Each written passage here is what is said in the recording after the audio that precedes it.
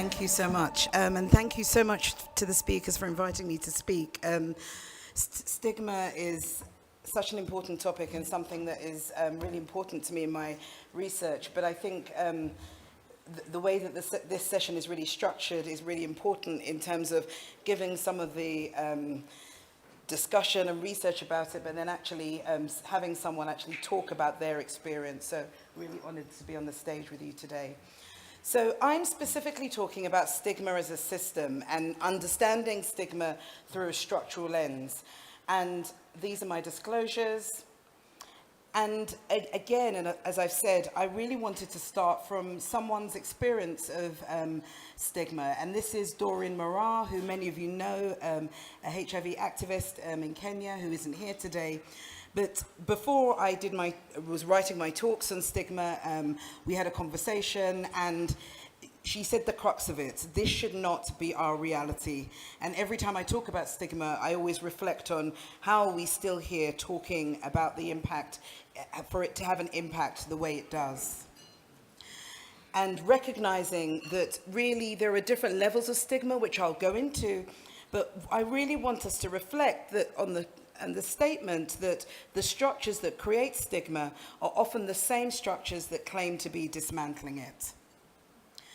That's just an overview there. So stigma, so just a very quick overview of recognizing it as a powerful social construct. It is deeply human and it's really complex, and it's an attribute that is deeply discrediting, and in its definition, a mark of disgrace associated with a particular circumstance, quality, or person.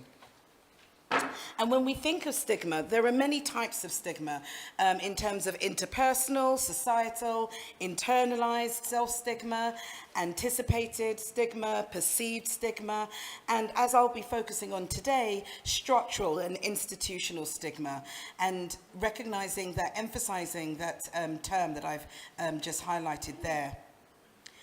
And when we think of structural stigma, we think of the institutions, the laws, the policies that govern and dictate the way that people live and how they experience life. And there are different ways of recognizing it. So labeling. So society assigns negative labels. So calling someone a criminal, unfit, or othering. So marginalizing groups as deviant. Enforcement, so systems that punish difference, be that related to employment, with discrimination, housing and policies. And under the crux of structural stigma, we recognize three clear entities of power, maintaining hierarchies, whether that be in things like racism, ableism, heteronormativity, and policies, so laws and institutions that exclude, so criminalization, healthcare barriers, and culture, and which is really important for the narratives that dehumanize, and this can manifest in stereotypes in our day-to-day conversations, stereotypes in media and language. And when we focus specifically on HIV-related stigma, it's, again, recognizing that stigma undermines all we do within the sector. And it is the most ubiquitous, so most prevalent challenge to successful HIV prevention, treatment, and care. And again, we live in this vicious cycle that those living with HIV are more vulnerable to experiencing stigma and discrimination, and those who experience stigma and discrimination are marginalized and made more vulnerable to HIV. And one of the clear things here is that stigma is a clear human rights and social justice issue. And recognizing that and thinking about the impacts of stigma, we have to think about the individual and recognize that all of us in our, as individuals, have multiple identities that play out in our lives, be that related to our age, our gender, our religion, etc. And all of these factors within an individual can overlap and intersect to really affect how an individual experiences life. And people with living with HIV often encounter intersectional stigmas. So it's a convergence of multiple and stigmatized identities that play out. So it's not only living with HIV, but it's being a woman in a certain area, not being physically abled, learning difficulties, multiple layers that we need to recognize when we think about stigma in people living with HIV. And so what is the impact of stigma, and how do we see it manifest? And what we need to recognize is that stigma and adversity manifests in so many different ways and impacts in so many different ways. And let's think about just the biology of adversity and looking at the adrenal axis and recognizing that stress activates the hypothalamic, pituitary and adrenocortical axis and the sympathetic nervous system. And so there can be this chronic state of fight or flight. And within this, we see that this manifests into many aspects within biology of altered gene expression, accelerating aging, affecting gut microbiota. We think about the biology of it, and then we think about other aspects of it as well, and recognizing that it has this multi-level impact. So thinking of beyond viral suppression reduces quality of life, lower attendance at health facilities, reduced adherence, lower social support, higher rates of depression, increased levels of stress, lower self-esteem, and I could go through all those lists there, and that just wouldn't even capture the full effect of stigma. So it is a multifaceted problem which does require multifaceted solutions. And it really is important that we understand and we measure and mitigate across many levels. So focusing specifically on stigma and HIV targets, we know about our 1990 targets and our 95, 95, 95 targets, but also recognizing the social enablers and having the target of 10%. So there is a target of having a society free of HIV-related stigma and discrimination. But what does that mean and how do we get there? And it's recognizing that we want less than 10% of people living with HIV reporting internalized stigma or experiencing stigma. Less than 10% of key populations reporting experiencing stigma and discrimination. Less than 10% of law enforcement officers reporting negative attitudes towards key populations. So recognizing that it's not just at the individual level, but tackling it at community and policy level as well. But are we anywhere near that 10%? And sadly, in many regions, we are nowhere near. And when we look at the discriminatory attitudes alone towards people living with HIV, it remains alarmingly common in all regions. So as we think about the structural elements of stigma and how do we move forward? So one of the aspects is about data justice, disaggregating data, having it contextualized and having it community owned, and measuring really to understand and mitigate stigma. But one of the difficulties of that is that there are many measures of stigma and the content and response options vary. And those of you that are researching stigma will really recognize this. And not all of these measures have been validated. We've got some key domain measures which come in and out, such as social norms, law and policies, anticipated and experienced stigma, but it can make it difficult to be comparative. We do have the stigma index for people living with HIV, and this is the one that is most widely used, which is implemented and among people living with HIV. And recognizing resilience and key population-specific experiences is key.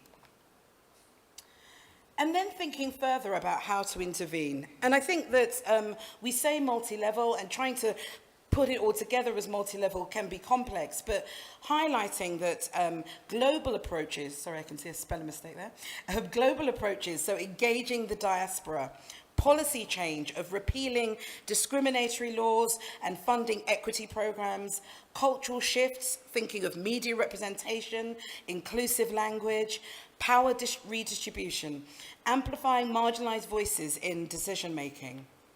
And I just highlight some of these aspects here, and let's think about, when we look at these lists, of what is actually happening, where are we now, and how can we intervene further.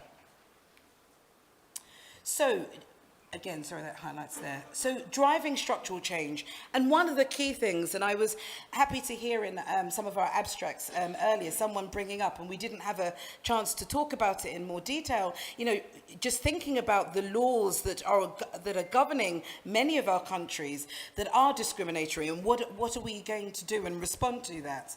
So recognizing that we need to repeal the laws that perpetuate stigma and discrimination, and those include criminalization of HIV exposure, of non-disclosure and transmission, travel restrictions, same-sex sexual behavior, sex work, drug use. There are so many that are related and affect the lives of people living with HIV that we need to be relentless in determining that these laws need to be repealed. And then also thinking of us within the healthcare system. And often when we think about structural stigma, we sometimes exclude the healthcare system. But this is a key area, a key construct that can be a place of where people will experience significant levels of stigma. So how do we challenge that? And it really is about creating a continuum of cultural safety. So encouraging and practicing trauma-informed care and healing-centered care, and recognizing the experiences that people are living with alongside, and embracing their intersectional identities, and how do we support that? It's not through a single technique or checklist. It's about constant attention, awareness, sensitivity, and having that cultural humility. It is also about recognizing stigma and naming it and calling it out when you see it, and really supporting people to share our stories and advocating for the stigma reducing programs. And here I just wanted to highlight a program that we are doing in the UK, in the NHS, the National Health Service, is a HIV-friendly charter mark, in which we recognise from the stigma audits that there were significant levels of stigma within the National Health Service, and unfortunately particularly in maternity services. And so there is a piece of work that is ongoing that really encourages staff to increase their knowledge about HIV, tackling stigma, and then those organisations that participate have a HIV-friendly charter mark, which then marks them as a HIV-friendly service, and also tells people living with HIV that their needs have been identified and recognised in that service.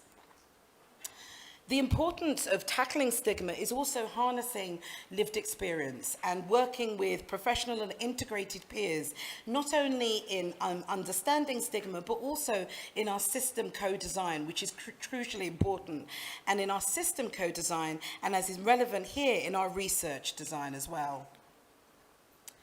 And we can't overemphasize global solidarity. And, you know, this is one of the beauties of a conference like this, is just recognizing that the power of coming together and sharing and recognizing that we are nothing alone and we are everything together.